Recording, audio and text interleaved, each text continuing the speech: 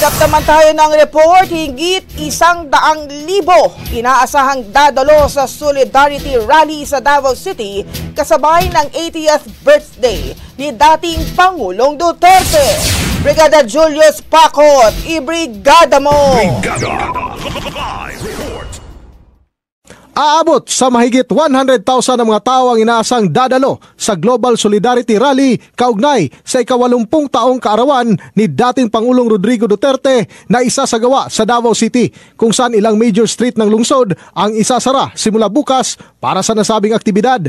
Inaasahan namang magsisimula ang nasabing programa alas 3 ng hapon bukas at magtatapos alas 10 ng gabi. Nasa 1,800 naman ng mga kapulisan ang ide-deploy ng Davao City Police Office upang magbantay sa seguridad ng nasabing aktibidad. Inaasahan naman na magkukulay berde ang paligid ng downtown area ng Davao City dahil hinikayat na magsuot ng berdeng damit ang mga dadalo bilang pagpapakita ng suporta sa dating Pangulo. In the heart of changing lives, ako si Brigada Julius Pacot para sa 93.1 Brigada News FM Davao, The Music and News Authority.